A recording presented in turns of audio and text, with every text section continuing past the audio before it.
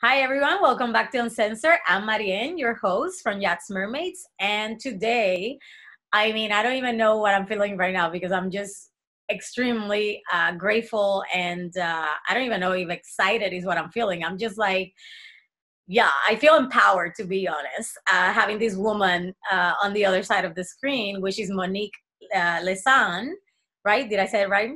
Lessan, yes. Okay, perfect. Monique Lessan. So some of you have may have seen Monique from the show that she did with Ria in Yachting International Radio. But if you don't know who Monique is, she is a private investigator. She is a human traffic activist, and she's also the author of Children of the Underworld, which, by the way, if you haven't, you need to get it because I literally read it in 2 days. It was crazy. Like, I bought it and I went to bed. I couldn't go to bed. I started reading it. I read 70% of it, and then the next day I read the rest.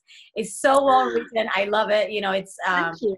there's so much information in there, but you do it in such a beautiful way to it's almost like it's a little bit like easier to digest the information, and also there's a little bit of story there, so it gets you get engaged with it. It's absolutely perfect. So yeah, so I definitely recommend the book because Thank yeah, you. I read it and I absolutely love it. I can't wait because I know there's going to be more, so I can't wait for the next ones. It's a trilogy. So Yeah. welcome to the show, Monique. Thanks for being here with us. Oh, thank you so much. I really appreciate you inviting me. And thank you for reading the book. The book is inspired by true stories of my cases and other investigators' cases and children, abuse of children around the world, not just in the United States, but around the world. So I combine them all in one big story, and it's very fast-paced to read it. And it is a trilogy. So I'm writing the second book as we speak, and it should be out by the end of this year. Oh my God, how exciting. I Yeah, can't wait. yeah. So a lot of you guys may be thinking, what the fuck? Why did Maria bring a human traffic activist? We're a yacht crew. Like, that doesn't happen. Like, what does this have to do with yachting? So here's the reason why I brought Monique to the show. It does happen on yachts, and is very well linked to our jobs. And actually, in fact, you have probably witnessed it over and over and over. You're just unaware of what's actually happened behind what you're actually witnessing. So I myself have been in yachting for 14 years, and I have witnessed a lot of prostitution on board, from different, literally flying people from different countries to where we are, using agencies or just however they deal with it, on their own. So for me, there was a big awakening about 2 years ago where I was in Panama, and I received all these women. There were about, I don't know, 8 of them. We had 1, 2, 3 men on board, and we received 8 women through they were flown in on a helicopter to the boat because we were in uninhabited islands in Panama. And they were there, and they didn't know when they were meant to leave. They didn't know how long they were going to be there. They didn't know anything. Some of them knew what was happening or like what they should be doing. Some of them, I could tell that they were new to what was happening. And this is what really kind of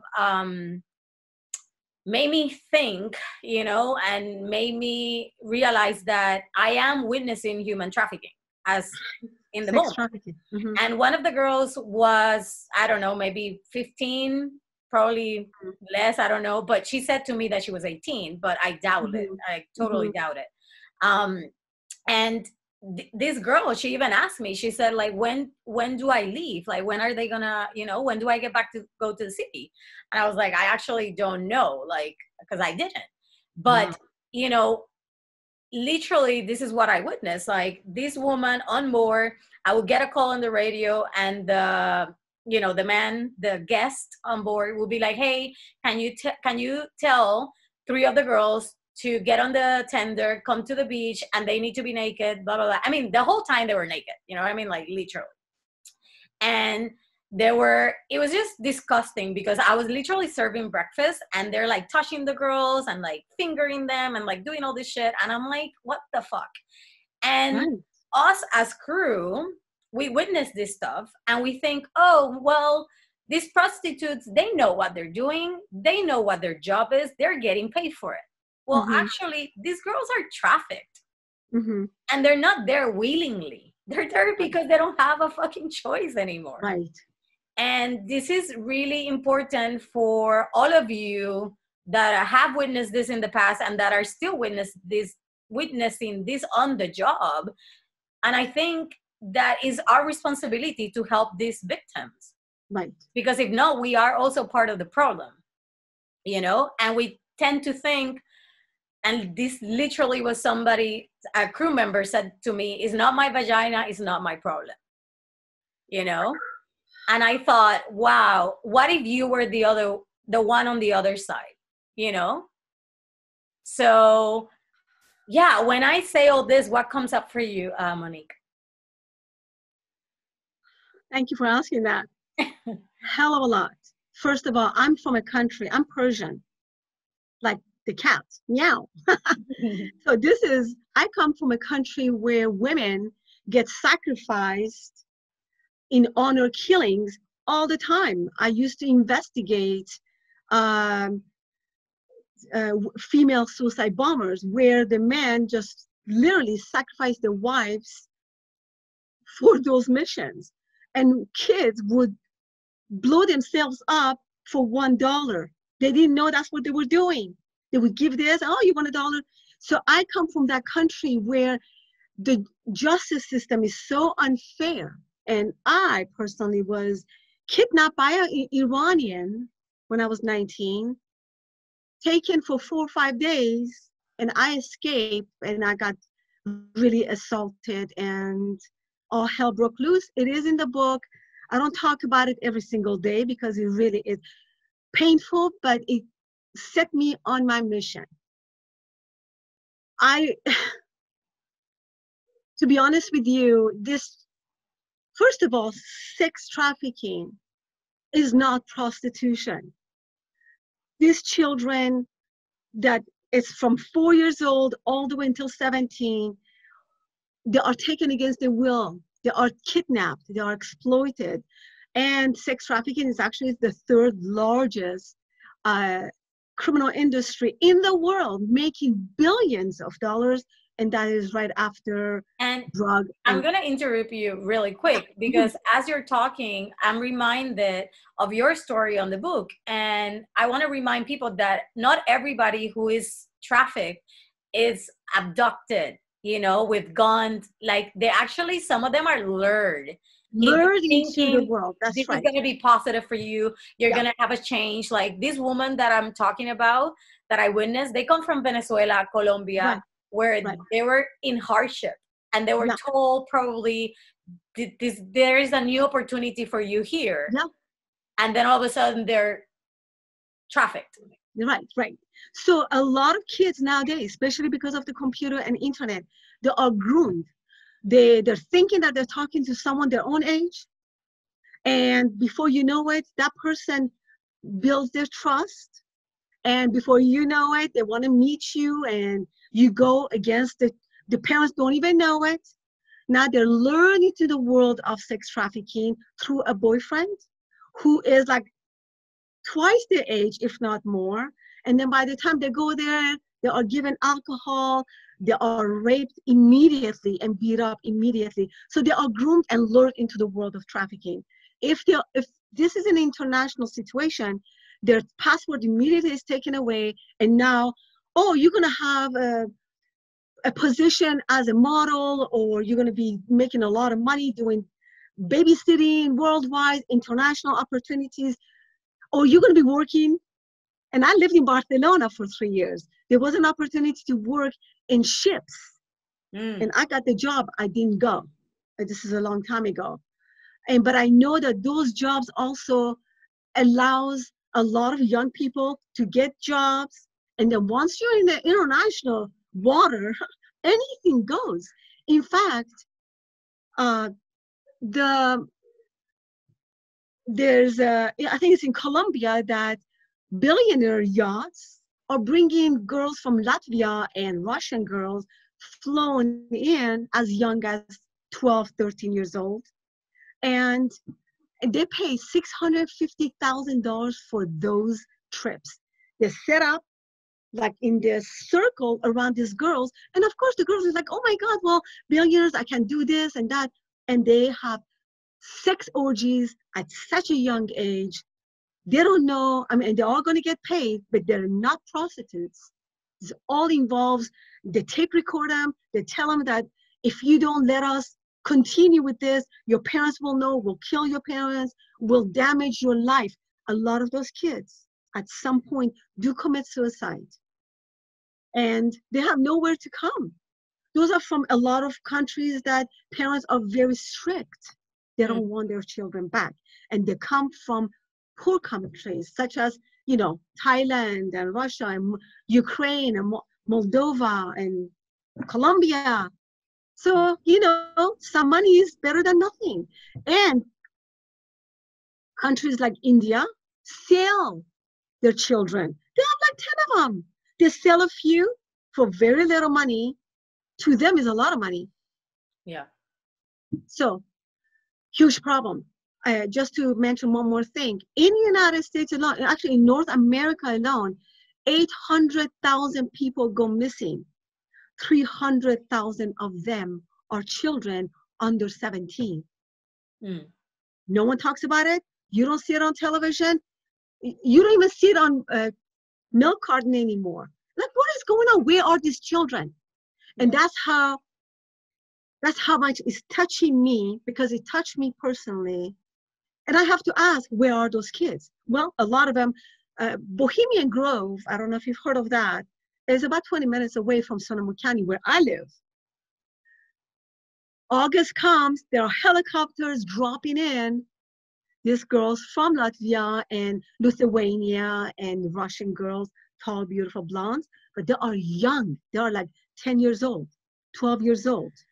The people who are there, the elite.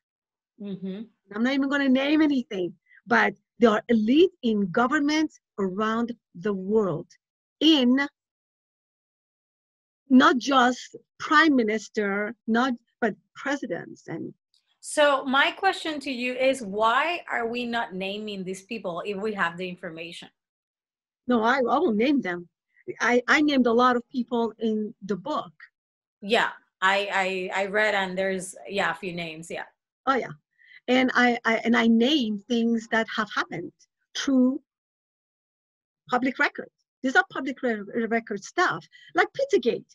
This is not something that happened to somebody else. It happened in the United States. The Clintons were involved. There were a lot. I mean, for example, Jeffrey Epstein, that got arrested, and some people say he's still alive. He's living. I mean, he's too big and too powerful to just die or commit suicide, or they killed him, which I don't believe he committed suicide. I think they just killed that case. To kill him, to shut him down. Why? Because he could reveal a hell of a lot of names. Who saw him? I mean, Prince Andrew and Trump and Bill Clinton, all of those people were at his islands. They were in his house with Melania Trump. All of them, they have pictures all over the place. Who knows what was going on before or after? So I find it really interesting that one of the things that actually, and I don't want to get political here, but one of the things that the current president talks about whenever he has the opportunity to, talk, he talks about human trafficking. Yeah. He doesn't say a lot except like, oh, we are doing, fixing it or whatever. Yeah. But he's constantly talking about it. And for me, whether he is actually a perpetrator to it or actually helping the cause, I don't know. But I love the fact that he is creating awareness of, hey, this is happening. Right. Which is really interesting, Catch-22. Right. You see his pictures all over the place with people with Ghislaine Maxwell that just got arrested. and you see it with Melania, and they went to the same parties. And then he did sign executive order to shut down a lot of sex trafficking rings. But the reason I say it's catch-22, because I used to be a criminal investigator back in the day, many years ago, when the DEA and FBI, they set up this organizations of crystal meth labs for criminals for years. They are cooking it, involve people, getting them all hooked up on drugs, and then in 3 days, they shut them down across the country. One of them was my defendant, which I was defending, and here's what I found out. So they do this setup, and then in 2 or 3 days, they shut it down. And they did the same thing with cross-country sex trafficking rings many years ago, where they set it up. And I can't really tell you 100%, but in 3 days, how would they know where those organizations were? They were under surveillance, and they come and shut it down. Very interesting. Okay, so basically you're saying that they're obviously involved in... I can't tell you 100% if this president is or isn't, but I can tell you that his pictures is all over the place, and he was in the same parties, and he talks about women, how he grabs them by the you know what, and then now he's signing executive orders to shut it down. And his pictures is all over the place with Jeffrey Epstein and Ghislaine Maxwell. So people have to judge that for themselves. Right. So, yeah, I mean, you brought Epstein, and I thought, one of my questions was like, do you think this is the start of really exposing and, giving digestible clues to the masses of what's actually going on? Because here's what I hear from, the day-to-day normal people, right? When you tell them this is happening and satanic rituals are happening and all this stuff, they go like, no, impossible. That's horrific. Like, nobody would. That is interesting. You say that. And I get it, like it's really hard to digest, and it's really hard to think that humans are even capable of doing such a thing, but yet it is happening all the time. Well, you know what's worse? Actually, I will be speaking about what you just said in the second book, which is Satanic Cult. But although I did speak about it on the first one too, revealing a hell of a lot what's going on in the underground bases. But on the second book, we will talk about a case that I did have on Satanic Cult, where the girl was kidnapped and raped by the Satanic Cult. Okay, so having said that, I did a radio interview, I think it was last year and the year before, on cannibalism. Yes, and it's so crazy because like Hollywood actually, there's photos of they're doing these pretend parties, right? Yeah. They're literally eating a human. Mm-hmm. And I'm like, why would you be satisfied, or what would you, to be a pretend, you know what I mean? Yeah, spirit cooking. Yeah, it's very interesting because not only I know firsthand people who have seen kids killed and eaten. It's unbelievable stuff.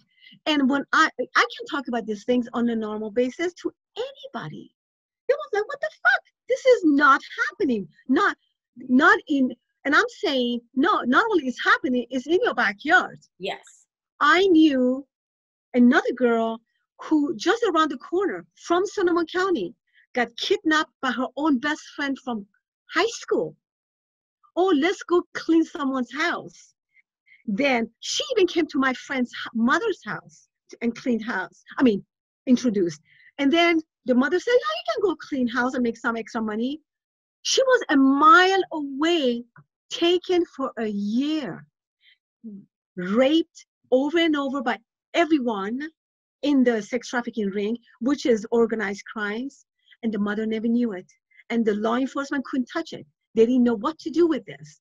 Private investigators got involved.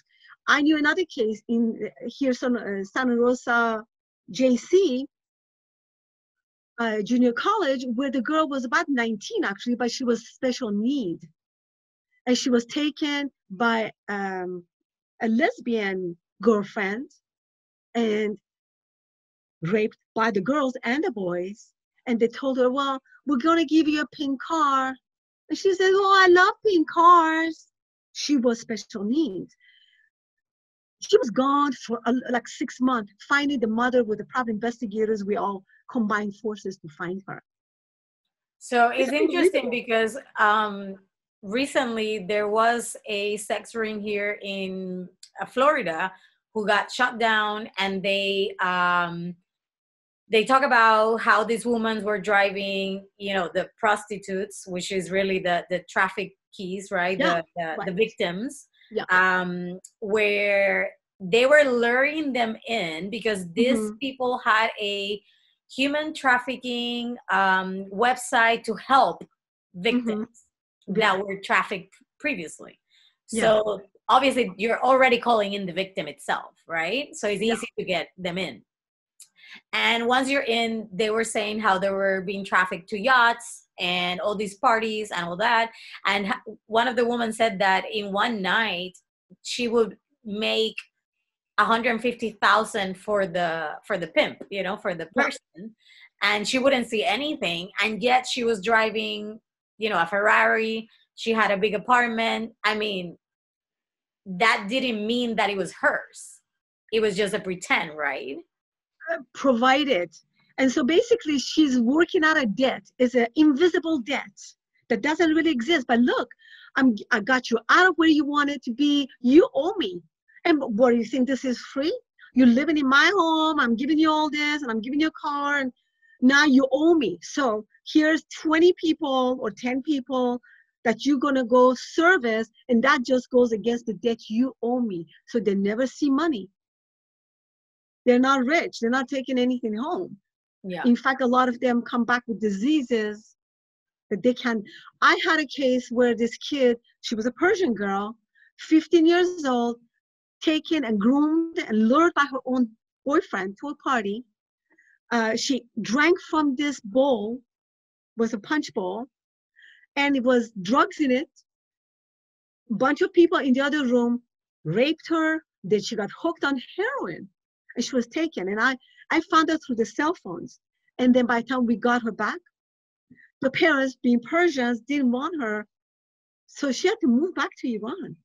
So the problem with the yachting is that it's a safer place. Now you're away from what you call law enforcement, but a lot of times law enforcement are compliant, protecting. Right. And I'm so happy that you just brought this in, because this is what I had in my mind. So yes, being at sea, there's so many loopholes. There's so many regulations that really are not regulated at all. And this is what the problem, part of the problem, right? So because these regulations at sea, nobody's really holding anybody accountable, right? We are seeing a lot of abuse and harassment, sexually and bullying, to crew, from guest owners to also crew members,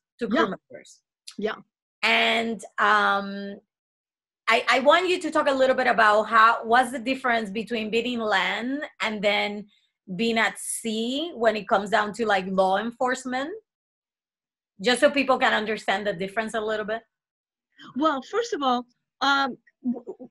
it's international laws. Where in middle of the ocean, it's kind of like nobody really has much of a power.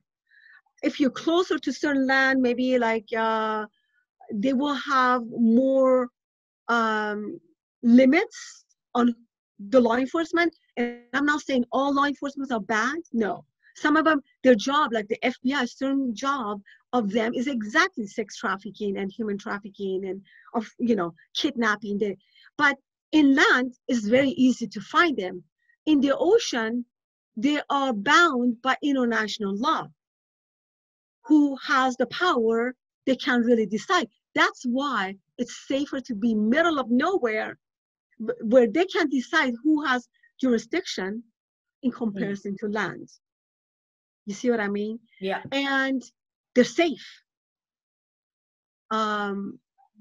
And I know that in Colombia, actually, one of the crew members spilled the beans on what's, just like you saw what's going on with all these billionaires paying 650,000. They get picked up at the airport, taken to the hotel. They're provided a huge amount of drugs, and 3 girls per every guy. These are little girls per every guy, and then taken by helicopters to these yachts. And they're there for weeks. Yeah. Who knows how they get back? So my question to you is, if you're a crew member and you're witnessing this, and all of a sudden your morals and values actually kick in, right? Yeah, finally. And you decide, I'm not gonna look, to the side, right? Because like the big thing here is, like, I was telling a captain the other day, I said, listen, you were there with me in Panama, and all of us looked the other side. We never called the police. We didn't do anything, and we actually said this behavior is okay. Basically. Well, you looked the other way because you didn't want to lose your job. Actually, no, I don't think that's why I looked away. I think could it be that you thought that maybe they were more like prostitutes, and that's not your business? Yes, I think we have this mindset of, like, because they're adults, they know what they're doing. And they're making money, so everybody wins. Exactly. And the truth is, these women are not there because they are willingly becoming prostitutes. Right. They are trafficked into this, and they don't have any other way than just to become a sex toy and a slave to these men. Mm-hmm. And I told him, I said, if these people, if they would have brought kids, would you have looked away? Right. You're only looking away because they looked adult-like. Well, I kind of talked about those kids, very young kids. And that's the thing. What if those kids were actually trafficked when they were 13, 10, and we're just meeting them when they're 18, Yeah, exactly. They dress them up and they put so much makeup on them. Oh, in fact, I was in Costa Rica and at a restaurant, and these 2 girls, and God, you knew they were young, and they were with, like, I could tell the 2 men, they were like in 50s or 60s, and the girls were like 14, 15 with a lot of makeup. I didn't say anything because I thought, well, I'm not sure, they're at dinner and they were dressed, and I'm like, well, I can't just go up there and say, hey, are you safe? Who are these people? You can't. By nature, you kind of question it. It's like, should I say something? Should I call the cops? Would they do anything? They're going to be like, hey, that's his daughter. Maybe he's his date. It's hard to tell. But nowadays, hotels, taxi drivers, a lot of different organizations like hospitals, they're all not complying. They are combining forces to stop sex trafficking, including boats, yachts, travel agencies, all of that. Because if you see someone getting in your car that looks really young and uncomfortable with somebody older, even restaurant owners, you are supposed to call Homeland Security or their phone numbers. I actually share that in the back of the book. And you can save lives by doing that. But so if I'm on a boat, you see something, say something. Right, exactly. So if I'm on a boat and I'm witnessing this, and because we're talking about kids in a way, but also I haven't witnessed kids, on the boats that I've been. Hard to tell, yeah. A little bit hard to tell. Like, I knew that's one was for sure not 18, but it wasn't like she was 10. You know what I mean? Right. She was a teenager. So my question is, in that case, who do I call? Because I wouldn't trust Panama police. No, you don't. I have to say, and I'm not, Colombia and Chile, all of those, Brazil, very, very corrupted. I'm not saying the United States isn't. There are organizations of Interpol. That's the thing. At that point, when you don't know who to call Interpol. Interpol, their job is international police. And they will set you up with the right people in the right places. That's what they do. Homeland Security, I would say, is for United States, and FBI, but again, is very corrupted. I did a case in Brazil, 2-year-old, green eyes, beautiful face, dark hair, taken right outside of his own backyard. And there was a creek going on. The grandfather was watching the kid play, disappeared, stepped outside, disappeared. Nobody knew where he was. I had her on my show. I did the investigation. And during my investigation, I found out the kid was kidnapped by the grandfather to Venezuela, which is an adoption company agency, which is compliant with the law enforcement, and sold the kids, foster kids and adoption companies, watch out, to a couple in Israel. The kid was gone, and the grandfather made a lot of money and finally admitted it to the law enforcement people that we knew and we trusted. But the kid was adopted and gone. Because the way I see it, you know, like if you're on a yacht and you're witnessing certain things, it doesn't mean that you're about to save maybe the people that are there on the yacht, but they could lead them to the actual operation, right? Right. But and remember, you're talking about people with billions of dollars. Billions of dollars buys millions of people.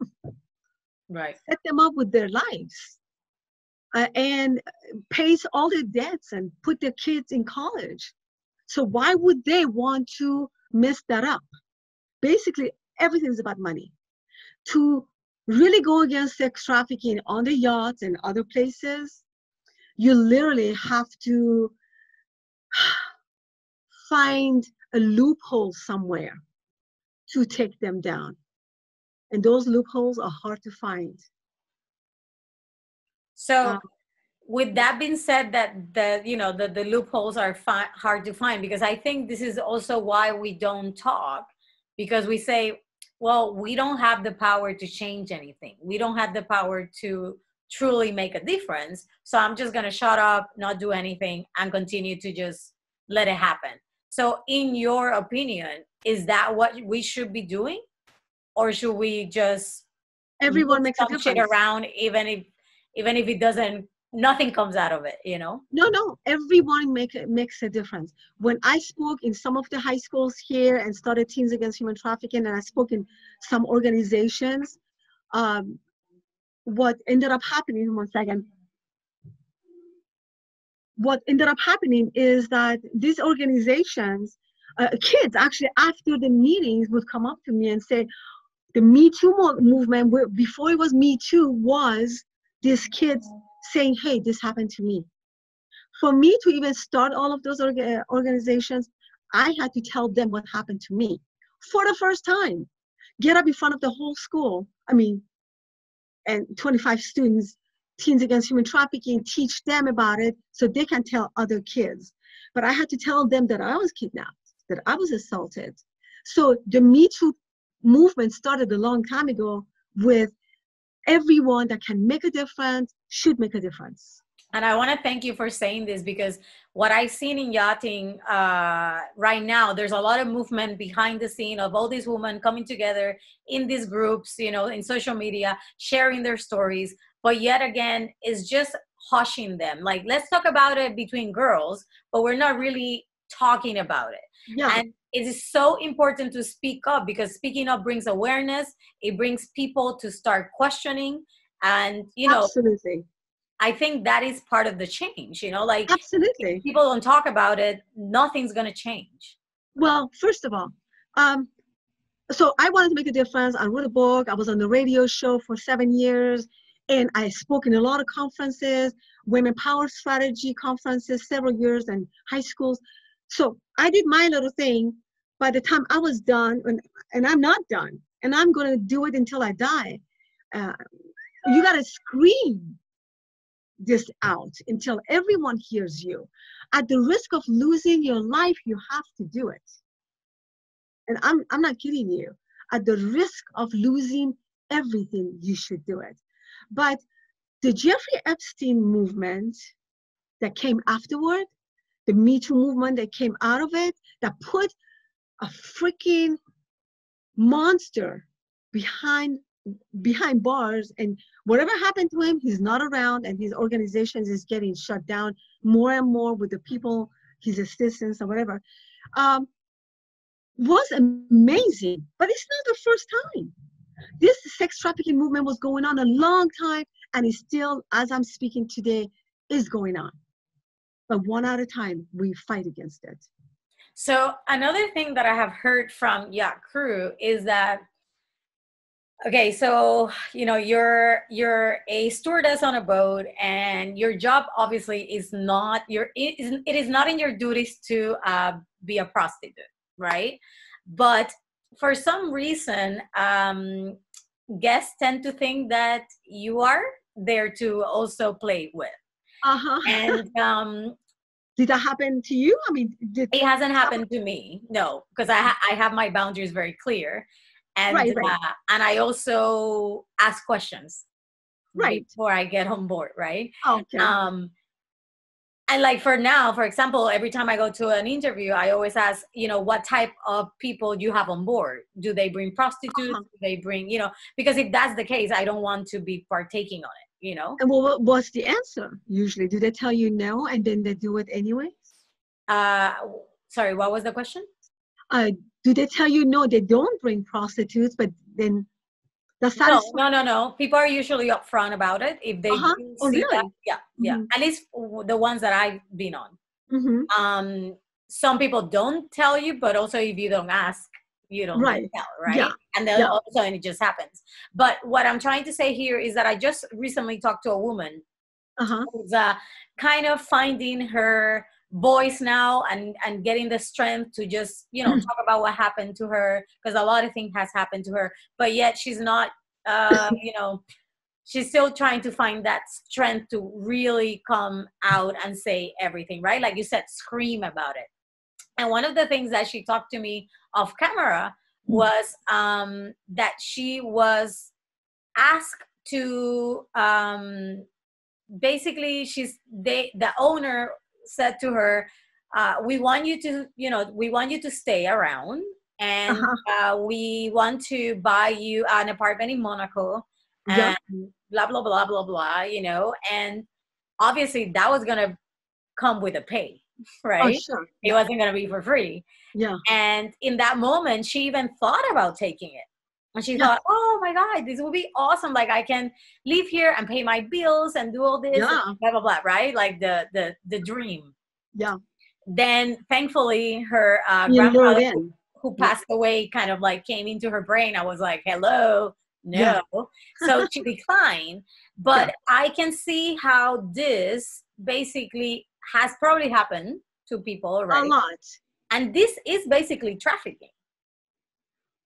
Well, what is trafficking? Okay, so let's be very what happens to you once you are in that position where you are lured into this lifestyle and now you're going to become a slave of whatever these people tell you?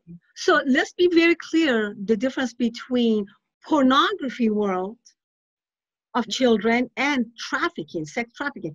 Sex trafficking, you really have to cross some type of borders, whether it's state borders or international borders. Now you're being trafficked to another place, or you're being lured into the world of pornography, and once you're in pornography leads to the life of sex trafficking. And sometimes when you run away from your home, you can also be trafficked within 72 hours. You get approached by sex traffickers. But sex traffickers take over your life. You have no freedom. But pornography, kids that are involved with pornography, they are making money. That leads to the world of prostitution. Now, prostitution of kids, it's that fine line. It's child prostitution. But sex trafficking of children, you are taken, you're enslaved, You are raped over and So over by. basically, if you were lured into a better life and you said yes, right? You consent to, yes, I want that apartment, I want to be there. And now you are in a position where you have to do whatever they tell you. You're not, even though maybe you are being, you know, they take you to the yacht, they take you to the apartment in Paris, whatever. You're not trafficked. You're more of like in prostitution No, against that your will. is sex trafficking. That once you're taken and you don't know where, you're exploited and you are being manipulated, and you have fear. Where am I going? Am I going back? What am I? Why am I here? They don't know. Those are sex trafficking kids. But if the prostitutes in the streets, they are adults, or like even girls that are escort service, for example, that's not sex trafficking. That's just an escort. She's making hell of a lot of money. Yeah. And she chose that business. She Right. could even be in pornography and she's making money. That is not sex trafficking. It's two different worlds. It's not, I mean, when I was in Singapore, there were lots of girls that were provided a lifestyle, and the country of Singapore was providing hygiene, medical, insurance, and they were prostitutes, but they were not sex trafficked. Right. But when I was in when I was in Barcelona, there were little children as young. Okay, this is really important. I talk about this. There were kids, and this is how I started noticing that it's definitely something wrong. Women from Romania and Bulgaria, places like this, like Eastern European countries, they were wearing this hijab with this very flowery outfits in the streets. By the way, they're here, right here in Sonoma County too. And they have these little babies in the streets. Oh, ayúdame, por favor, ayúdame, all day long. And at night, same girls, they're wearing short skirts, no children, being prostitutes in the streets. Those are sex traffickers. I befriended one, and she told me everything. The organized crime picked them all up, dropped them in the streets as beggars, and after like 6 o'clock or 7 o'clock, and those little kids are also kidnapped by and brought in from like little villages and stuff as a prop. They're drugged. A lot of them are not. They're halfway dead. Even in snow. That I saw in India myself, where the mom has basically this dead little baby, and you give them the money, and you see how they have to go to the guy and give the money and put the bottle that they're saying, please, I need this milk or whatever, and they have to put it back. It's like, and I thought, they use them as prop, right? Yeah. But then this girl was telling me, then they take them back and dress them into sexy outfits and bring them back into the streets until like mornings. This is a life of sex trafficking, and they're happening all over Europe. I saw them right here in Walmart, not even 20 minutes away from my house.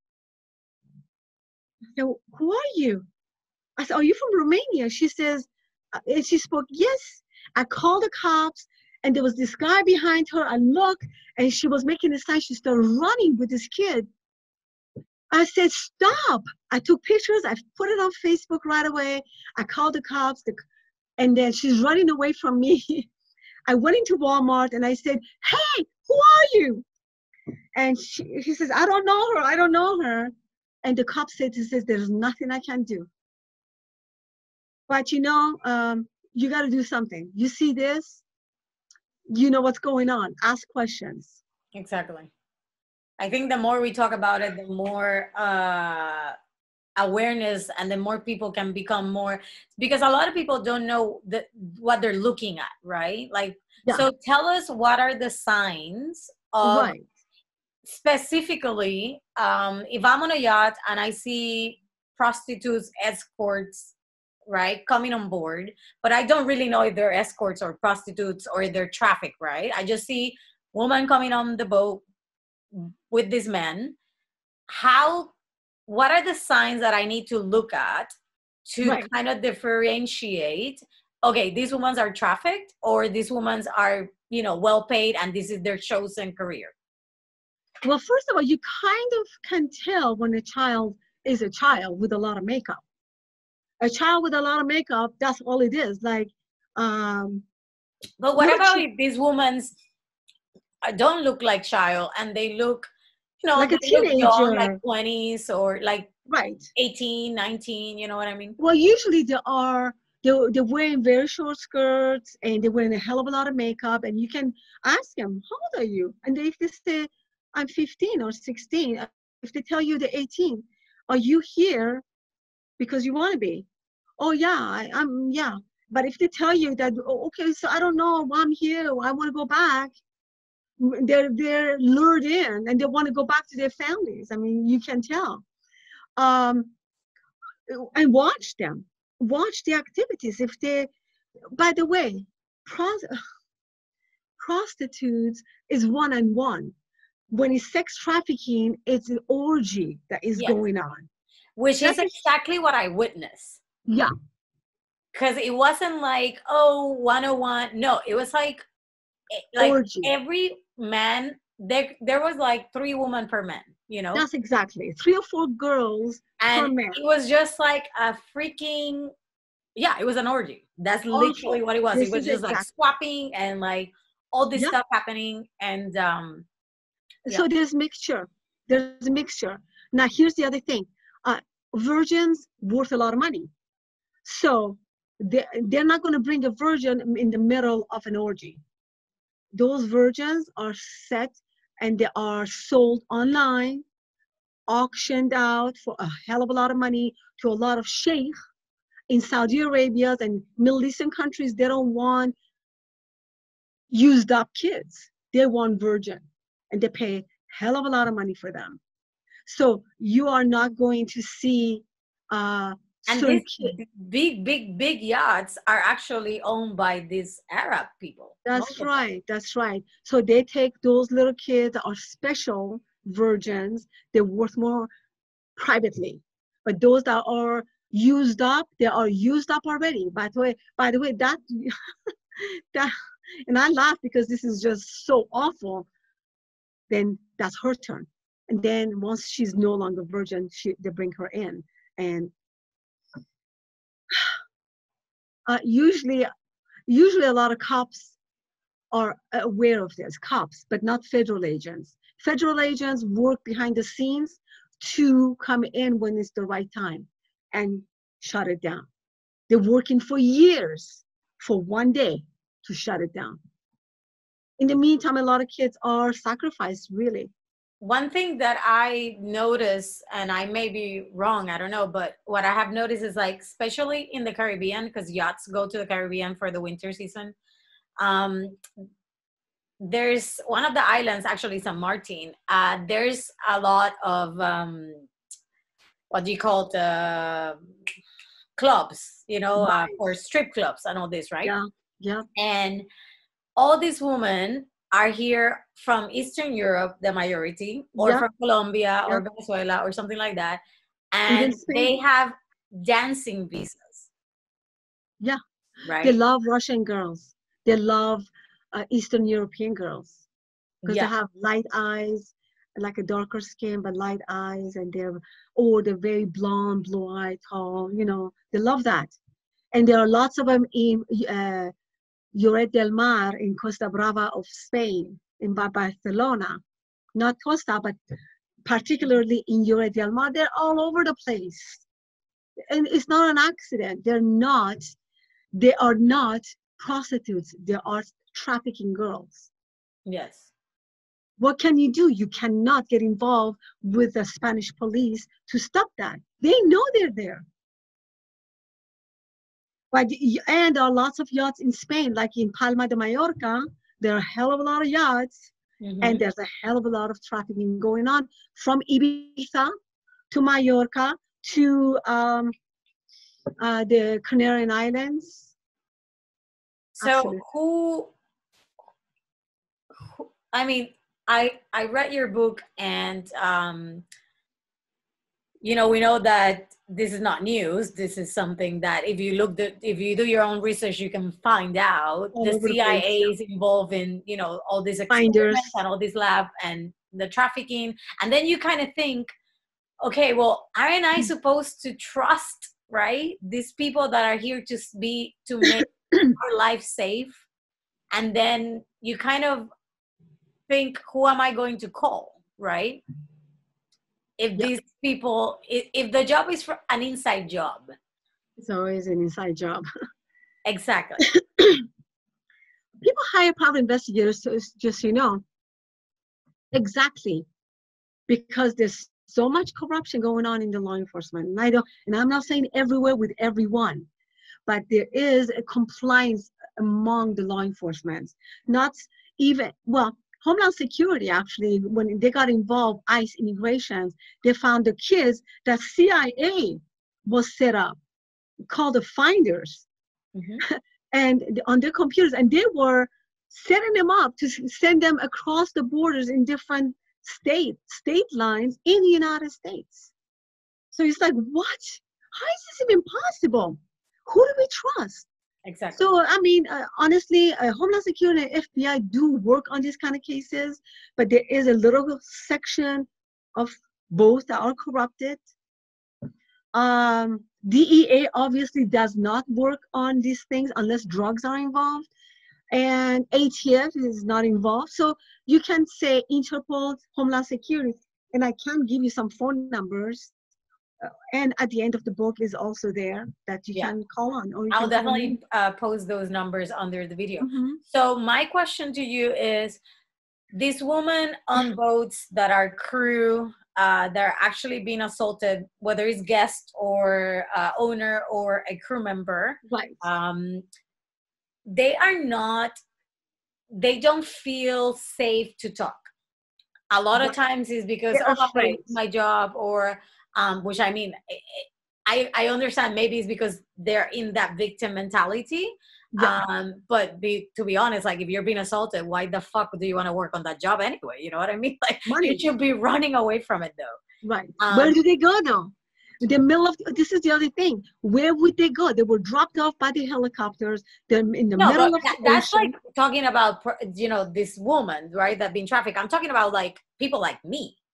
Oh, I see. You know, like a crew member. Yes. I have a choice to leave. You know what I mean? Right. Yeah. So basically, because you have been a survivor of this, you have dealt with what it feels like, you know, emotionally, physically, spiritually, you know, being in that trauma, and you escape and you are speaking about it.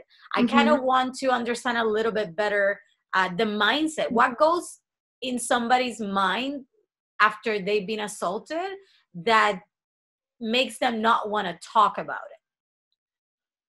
Very simple. First of all, they're not just luring you in with gifts and so forth.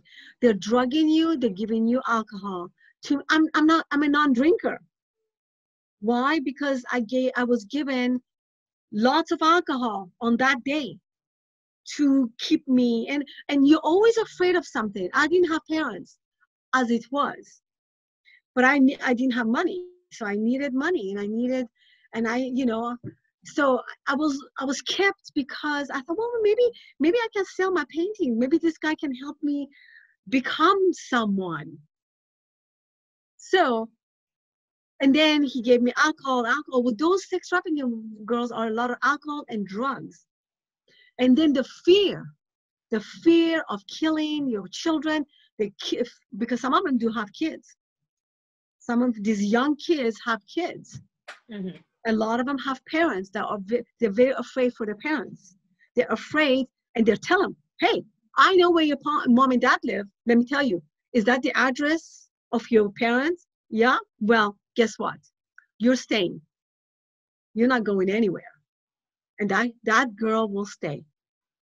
For a crew member to find out those, when you ask those questions, you make that phone call.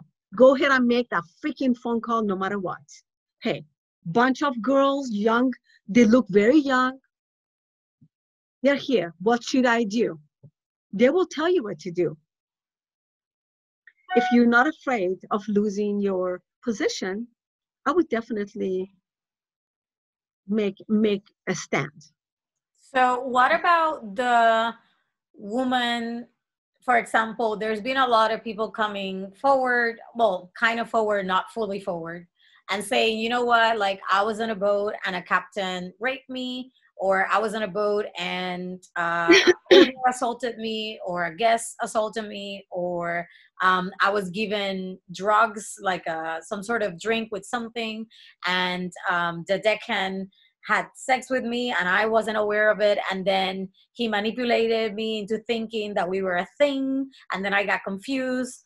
And then all of a sudden, this woman is consenting to having sex with this man the next day. That's a And then different it's like story, this though. whole thing. I'm sorry? That's a different story, because if that woman who came to you and told you that, that's a private thing. That's a criminal thing. You can call that's not your, I mean, you guys are responsible for safety of the people on the yacht, but she can get an attorney, and she that's a more of a personal thing rather than trafficking. Yes. She might be able to tell you what's going on, and you could put her in contact with the people that you work with, and then they get in contact with attorneys. Right. So basically, if you're in a private situation, you're better off actually reaching out to a private investigator, or reaching out to an attorney yourself, rather than going through the law, or what we should be doing, like talking to the captain that could be the perpetrator, then going to the flag state or the port state. Because what I have found is that depending where you are, Right, the cops may not be able to help you, because who's in contact with the maritime in that thing, it may be the Navy. It gets so complicated. It gets you bet. so complicated at sea. You bet. So And is at it some just better to go direct to a private person? well, those people, yes, they can come to a private investigator. They can also go, and that's a private business. They can get an attorney. They can sue. You know, they can call. You can't get involved, because there's, you know what I mean. If it's somebody over a certain age, it's an adult, then it's a private thing, and those things should not happen anyways on any yacht. But again, it's private. However, if it's a situation with like Jeffrey Epstein, who also had a lot of things going on his boats and his islands and his homes, those victims, one comes forward, go to the news, go to the media that you trust, and make a fuss. And if someone can publish your story, then stories come out, like the one crew member in Colombia, just like yourself, came out, says, oh, I saw some crazy stuff, just like you were talking about, with these kids on the ships with the billionaire club yachts. And these are the things that I saw. There's lots of articles on it. It's on the news. Before you know it, it's on television. And somebody else says, hey, me too. Yeah, I saw that too. Who are the people responsible behind it? Now you're talking, now you're making a fuss. Right. So do you think it's worth it if you're having a private thing happen to you to investigate with a private investigator? To go to the mass media and talk about it? Absolutely.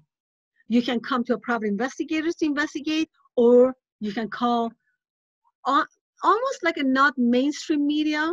Because one of the things that I hear a lot is that when crew members come to the captain and say, hey, the owner, is abusing me or whatever, or sexually assaulting me, the captain says, well, I'm sorry, do you not know who he is? Like, you either play with it or you leave, So in that moment, my question is, like, obviously the captain didn't do his job of making sure you're safe. So right. You can go and do the procedure of state flag, port state, whatever, all the procedures on inland, on boats. But then even MLC talks about go beyond that. If they don't hear you, do whatever you need to do you know? And I always wonder, should we be talking to the news? You know, should we really be I saying, would talk to the news. you know, Well, here's the thing. You are the news because you already have a radio show. So there is a mainstream media news, which is like the CNN and MSNBC, BBC, all of that. You can make that kind of fuss, but of course, those people are bought out by right, the Illuminatis and the One World Order. And all of these things, by the way, are connected. yes, They are part of that. So you're screwed.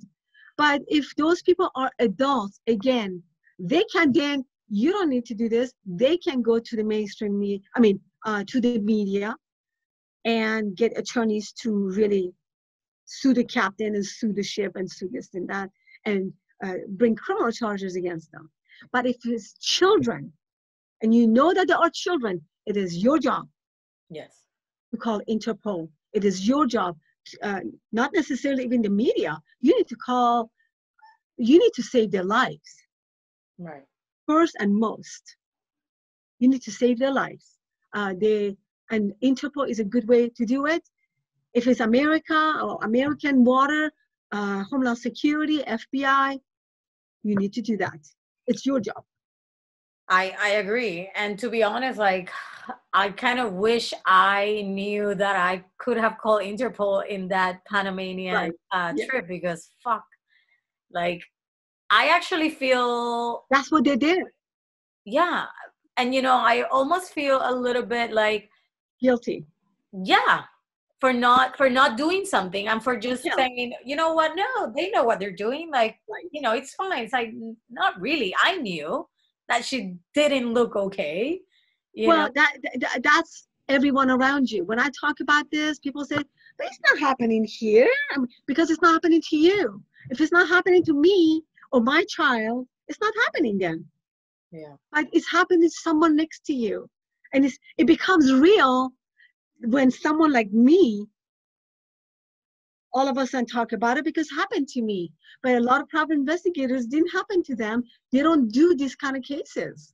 Right. They focus on, criminal cases or insurance or whatever. But this became my life. This is 80% of my work now, because bringing awareness to the subject of sex trafficking, child abductions is everything that I care about. And if I have to yell it out, I will. So it's your responsibility to yell it out, and you're doing it. The first step is awareness, and then get it out there. Yes. And this is why I think, this platform, this is why I'm bringing you here as well, because I really want people to understand you need to talk about this shit. Yes. You need to create awareness. You need to tell people, hey, this is happening and this shit is not okay. We need to do something about it. Yeah, absolutely. And children, they're not, by the way, not just girls, boys too. Interestingly, there are a lot of pedophiles. There are a lot of pedophiles. And then gay pedophiles all over the ships. They love them, in fact. And all over the news, by the way, the media, entertainment world is very much involved with everything that we're talking about. In fact, nothing works and nothing. Okay, so I was a modeling agent. I was a modeling agent before I became a private investigator. And when I was, there were these young models, and it was like, what do I need to do for you? I'm like, you don't need to do anything. Yeah, but the boss said that I have to take my clothes off to do this ad for the car commercial. I said, no, you don't. You do not have to do it. And I had to actually quit and tell him off, bring it. I reported that. So people don't want to report because they're afraid of losing their jobs. Right. So, and this is something that is constantly, right? It's like, oh, yes, I may lose my job. Oh, yes. And I understand if you are in a situation, where I don't know. No, I don't even understand, because it doesn't matter how much money you need or how much the job means to you. what the fuck? Isn't your life more important? You know what I mean? Well, it's well connected, and that child could be your child. Yeah. And you need to say something. That's all. And that is the whole thing. And interestingly enough, in the yachts, they don't use like 4 or 5-year-olds. They don't use very little children. They use from 12 years old to 17 because they can dress them up and make them look like adults. So people like you get confused. Well, that looks like a woman and she's in charge of her own life. But in the world of sex trafficking around the world, the ages are very young and they usually die. They get sacrificed. They use them for body parts. They use them for their eyes. They use them for their internal parts. And it's very, very sad. It wears me out. I'm not going to lie to you. I can't think about it every day. It's a big fucking biz, girl. Yeah, it is. It is. And sometimes I'm writing the second book. I'm on my 6th chapter. And then when my partner says, well, are you writing? I'm like, you know what? Today I can't. Today I need to go swim to just get it out of my head because it is so much stuff that I need to reveal. I'm a whistleblower. Right. That's all I care about. It's not because I want to make money off of the books. I tell people, don't buy my book. If you think that I'm going to make money, I'm going to tell you right now, I don't make much money at all. Amazon is making all the money. I'm making tiny bits each time someone buys my book. Thank you for buying it. I appreciate it. But if you're not going to read my book, don't freaking buy my book.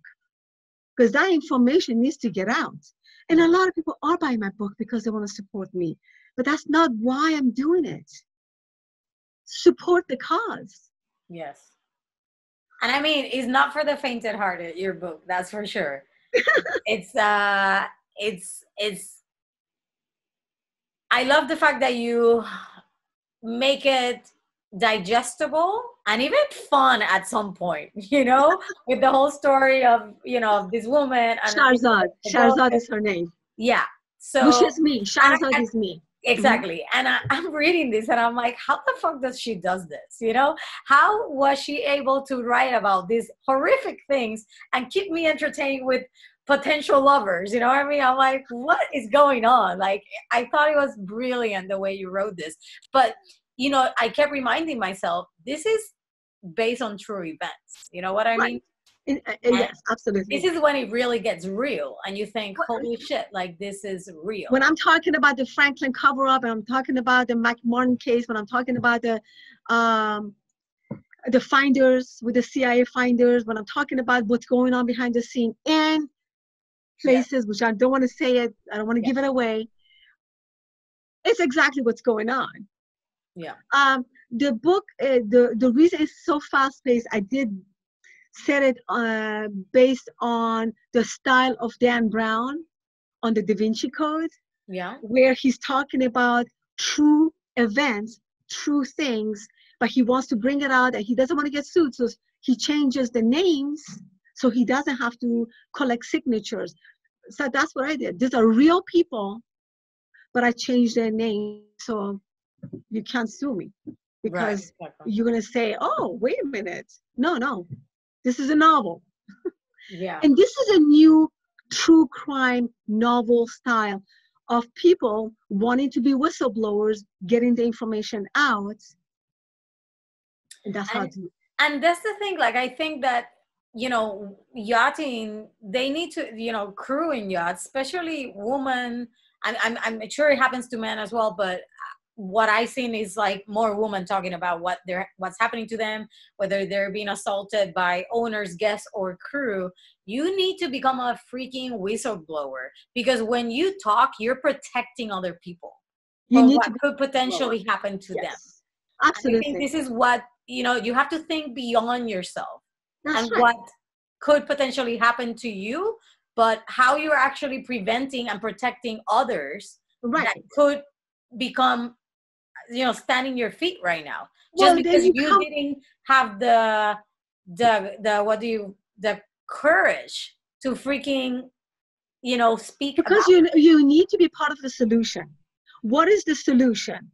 You need to educate people in schools, in conferences. You need to physically write to your congressman, and that's a hard thing to do. I'm not going to lie to you, but you got to go to, for example, taxi. I don't know if there are some where you are, but some of the taxi drivers, what are they? Lyft. There is Uber. what are some? Uber. Thank you, Uber. I don't use them, but some of those people have become the spy for us. Okay. Yeah. So we talk to them. If you see something, say something. So they do. They are part of the solutions. Nobody needs to donate to know their names. It's anonymous, but now they are part of it. And we got to get out of our own way and blow the freaking whistle on what is going on behind the scene. Yes. Imagine it's your child. What are you going to do? What would you do? Yeah. I know what I would do. I know somebody touches my child or your child, I will freaking kill him. Yeah. I will. But I'm not going to stand by and let you hurt a child.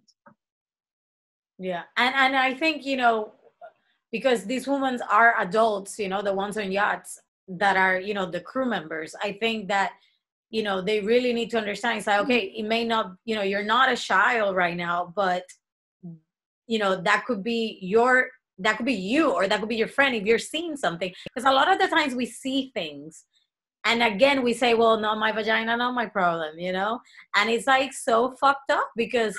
I've never even heard that one, but that hurts, actually. That yes, really hurts. exactly. When this woman said this, I was like, wow. Like... It was a woman who told you that? Yes. Wow. And I thought, wow, this is part of the problem, But maybe that is something you can do to bring awareness to the yachting world to not accept that. Because you know what? Let me just say this is why I'm bringing you here, because this is my way of creating awareness and educating people, not only on the obvious sex trafficking that we are witnessing on yachts, but also women that are being harassed and that are being abused, as adults on yachts, By the way, the difference between being an adult and being a child in this country is 17 to 18. That's the statutory rape, right? But the difference is not much because that's an adolescent. This is woman abuse. This is human abuse. Is that acceptable? Should we just use everybody in the porn and abuse the heck out of them and take their money? They're not even getting anything. They're not even making the money. And so it's not just because they're children, but because they are human beings taken and lured into the world of billionaires who want to freaking use the hell out of them like trash and then throw them away. And by the way, stop watching porn, because you know what? Watching porn, you don't know what you're watching. You don't know that girl you think you're watching is an adult, is not. Is a girl, is an underage girl. But let me just say, like in Hawaii, the age of adult is 15, which means 16, they don't even prosecute. 15, you're an adult. In Northern California, is 17, you're a child still. So what does that mean? When it's human culture. It's not just 12, 13, 14, 15, 16, 17. What about 18? What about 19? What about me when I was 19? Yeah. It's all the same. So I want to get into a little bit of your own personal journey, healing wise. After you had this traumatic experience happen to you and all this, what were the steps that you have taken in order to heal from it? It was a long time ago. The first thing I wanted to do is kill him. Oh my God. I'm going to hire someone to go kill him. I mean, he was like 67. I was 19. He's dead now. And then I decided to, once I escaped and I was tortured. My head was tortured too. I decided to forgive him. I had to go on not being a tortured soul. And then I put myself through school and got my degree in criminal justice and kept working in investigations. And then I decided, you know what, I don't want to be a criminal investigator. I wanted to focus on what happened to me doesn't happen to other kids. So I focused on children and young adults and adolescents, locating them and bringing them back, and sex trafficking, all of this. So it became my life. And that the more I did it, the more I healed. Because then I was healing within. I'm not even a survivor. I'm a success story. That's what I told the people at the Teens Against Human Trafficking at the Hillsburg High School here. When I stood in front of those 25 kids and I said, because I needed to encourage them to take on this human trafficking project instead of bullying and suicide in schools, I needed to convince them to take human trafficking as a project through film and documentaries. And they did. So I decided to get up and just reveal myself, which was hard. And then I said, I'm not a survivor. I'm a success story. I went on and got my master's in forensics. And you can too, you can too, you can too.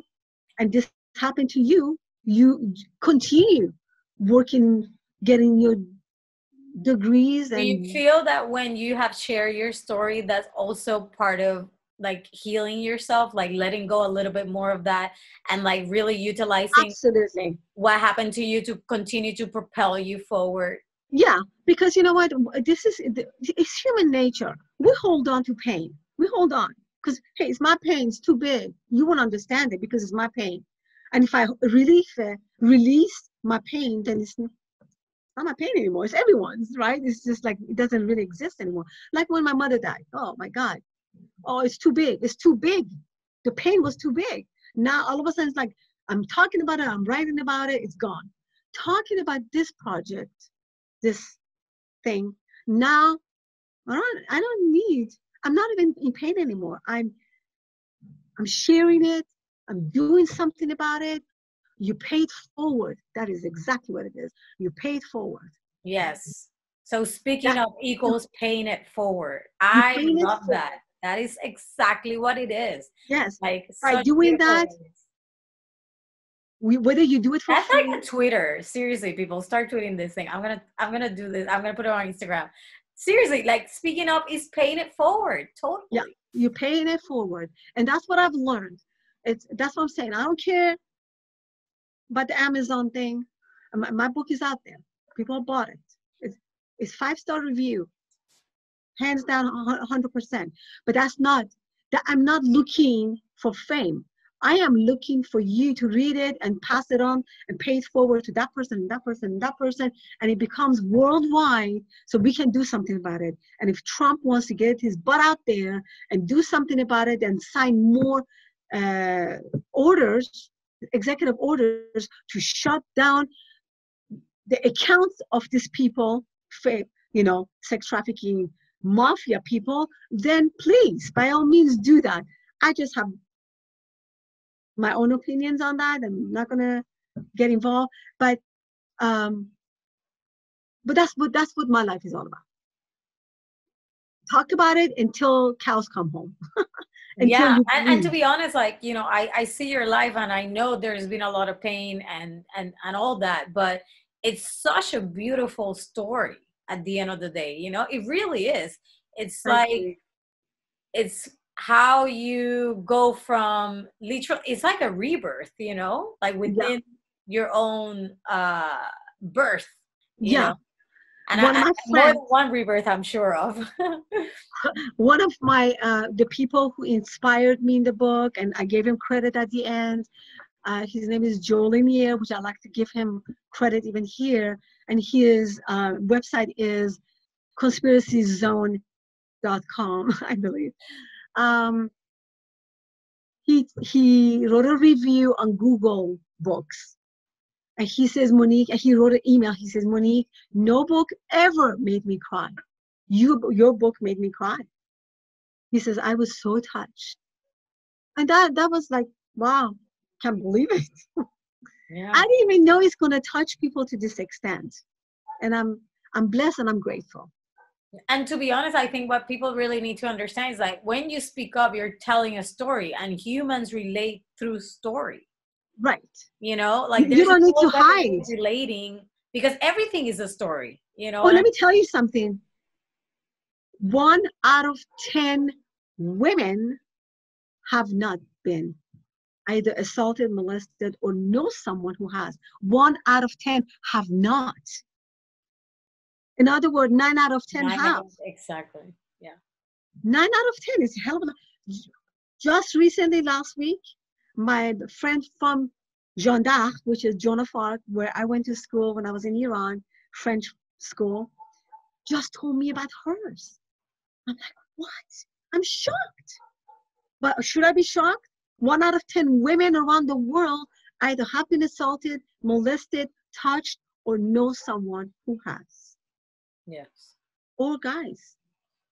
Like those boys in Afghanistan, they put those clothes and they start dancing. Right. In the book. Or camel jockeys. I mean, it's child abuse. Child abuse.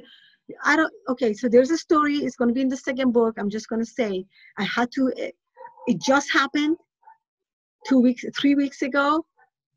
A father cut his own daughter's head off. 14-year-old in Iran who ran away with a 34-year-old who lured her into running away with him. The cop found them, brought her home. She says, please don't leave me alone with my father. That night, with the thing, that you cut grass, whatever, he cut her head off. Honor killing. And he went to prison for 10 years. 10 years. And that's it. That's just one of hundreds recently that happened in Iran alone. Crazy. And I'm getting all those stories. And that just so touched me that I included it in my second book. It's like, so there will be a chapter just honoring, dedicated to honor killing, which happens in India and Middle East and South America and in all of those countries. And I'm just getting really booked out right now. I'm sorry. It's okay. So I want to wrap it up with you giving the audience some advice. The first advice that I want to ask you is, what is your advice for somebody who is going through a sexual abuse right now? Tell someone. If you haven't told, well, if it's a child or young adult, because, as a criminal investigator, right off the bat, I started working sex crimes against children. For 2 years, I was doing nothing but physical and sexual abuse of children, which was hard. Yeah. Because those children were as young as 4-year-olds and they didn't know where to go. So you call Child Protective Services. So you tell your mom. If the mom doesn't do anything, you tell someone in the family. Because unfortunately, a lot of mothers are compliant or afraid. Which basically this would translate if you are a crew member and this is happening to you and you talk to the mother, which in this case will be the captain, right? And the captain's not doing anything, then you need to talk to another crew member. But wait a minute. The crew member, the captain, has actually allowed it to happen. Exactly. He made a deal already. It's his ship. It's under his reputation. If his reputation is on the line, he's compliant 100%. He's not going to say something. You need to go above him. So if you're going through an abuse, talk about it. Talk about it. if the mother or the ship, I mean, yeah. Do you think that people need to have evidence of this stuff that's happening to them? Is that important? Not if you're a child. If you're not. But what if you're an adult? If you're an adult, you need evidence? No. No. Why? Why would someone want to?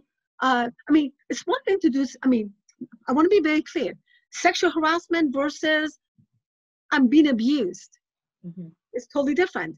Yeah. If somebody is being sexually harassed, you need evidence. Yes, that's a different thing.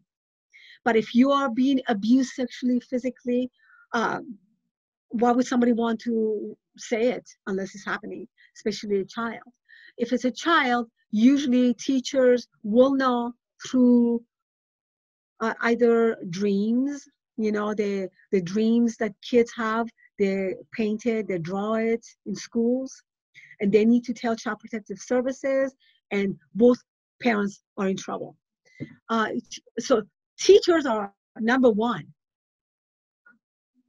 And if the mother knows about it, immediately she needs to go above the father if the father is a perpetrator. And in your case, for example, the yachts, you need to go above the captain and see who even allowed this billionaires contract out your yacht in the first place. Who are those people? Right. So these will be like managers or brokers, right? Which sometimes they tend to look the other way. Yeah. But this is why it's so important that I want to bring, you should go to a private investigator. You should go private if this is something that you really, want to move forward with. If you have done all the procedures and you're getting nowhere. Well, the private investigators have to be allowed on the ship, and a lot of time they're not. Okay. If they are going to be allowed on the ship, then they are going undercover. You could be a private investigator, for example, working on the ship, tape recording it, getting the video out and send it on Instagram and let it go viral. Let it go viral. That's how you can expose it. I mean, look at Edward Snowden. He really went outside of himself. I mean, he's in another country, but he revealed what NSA is doing to the people in United States. And of course, it's happening everywhere. But, and of course, it's with the whole alien invasions in Dulce base, somebody on the inside had a video and evidence that got it out and let it go viral. Right. And what advice can you give somebody who feels like they're ready to talk about what they have seen or what has actually happened to them? And I'm talking obviously yacht crew in this case. But they're kind of like in that place where it's like, I really want to talk about it, but I'm not sure yet. Like, how could they overcome that fear of talking about it? Well, you have to step outside of yourself. Do you really care about your job and making money? I understand, because the world is an economic shit going on because of the coronavirus, and you need to make money and you're protecting your family. You don't want to lose everything that you worked for. I get it. But you are connected. We are connected as human beings. If you're allowing this to go on, you're compliant with child abuse. So what is the most important thing? Like, I am on your radio show, and I had my own radio show for 7 years, which means people were asking me constantly, aren't you afraid? Aren't you afraid? Aren't you afraid? No, I'm not afraid, because the more I talk about it, the less I'm afraid. I'm all over the place. You see me. If you see me dead tomorrow, you know what happened to me. I spoke up. You know what I mean? So you gotta stop being afraid. You gotta stop thinking outside of yourself. And what do you have to lose? If you feel like you're losing everything by doing this, then that's when you say you have to count it. Like, what would I lose if I spoke up? And if you lose, let's say, like the job or whatever, or that doesn't mean that that's going to happen, but it could be a potential thing. you have to also look at the balance and be like, if I do end up losing this job, what does that actually means in my life? You know, it could not be. Look, I mean, look at all those girls that went against you. You know, look at all those girls that went against Jeffrey Epstein. Are they dead? No, they're not. They spoke against a freaking billionaire who committed suicide, right, or got killed, or he's still alive. The jury is still out on that. But they're out there. They put their life on the line to speak up against him. And why didn't they get killed? Because they spoke up. The faces are out there. And if they got killed, we all know we know where to point the finger. It becomes chaos. That's what I'm saying. You just got to get out there and yell this out. And the last advice that I will be asking you is, what's your advice for somebody who has spoken, you know, because what I have seen is that some people are like, yeah, I'm going to talk about it. They come to the show, they talk about it. And right before the show's about to air, they're like, oh my God, I don't think that should go on air. I'm super afraid. So what's your advice for somebody who got the courage to step out of their way and spoke about it? How can they maintain that movement going, right? Well, you know, it's an individual thing. If they are that afraid in the first place, they should not be on. Because, I mean, if you really went that far to reveal something, you got to go all the way. Right. By the way, they're counting on your fear. They live and breathe off your fear. If you say, I'm not afraid, bring it on, means that I'm out there. Watch out. You can't silence me. I have nothing to lose. I have no one.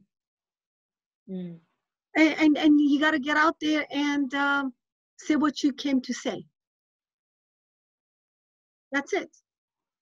And they want you to be afraid. So if you are afraid, then they won. Yeah. What can I tell you? I am so grateful that you showed up and that you said yes to coming to the show without really knowing how this was going to evolve, because I feel like this has been the most uncensored show to this day. And and this is what this show is about. You know, it's about talking what's happening, encouraging people, and educating people. And I think what we're doing right now, it's ticking all those boxes.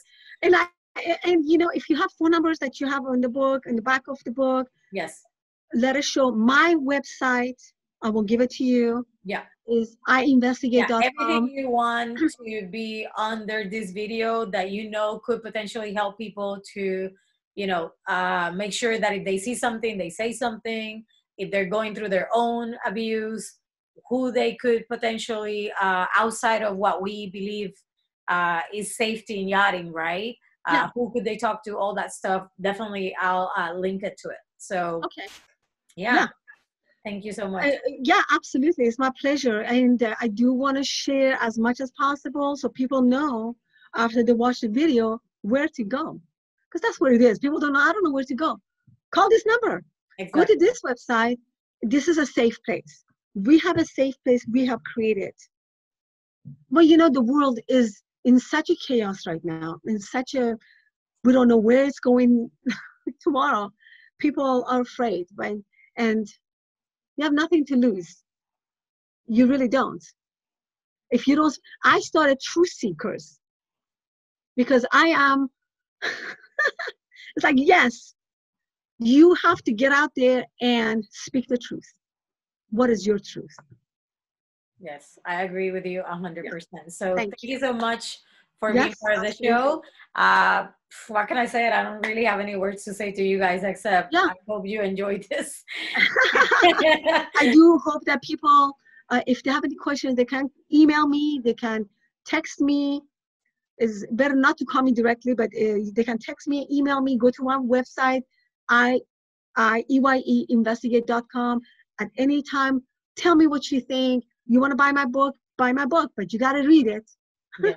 You got to read And it. to be honest, like, you guys should buy the book. It's such an incredible book. It's so easy to read. It's actually quite enjoyable, even though it is horrific what you're reading about.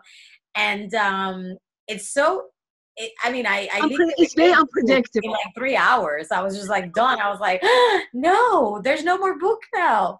So actually quite, I'm looking forward to the next two. Thank you. So, Yeah, it's very unpredictable, and I promise I'll get it out by the end of this year. thank Yeah. you. Amazing. Yeah, thank you. Thank you for having me.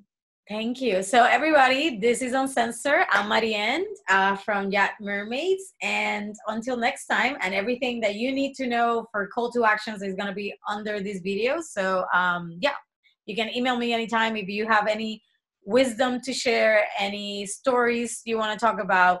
Please, this is the platform to speak up. Right. So do not be afraid. Get out of your own way and pay it forward.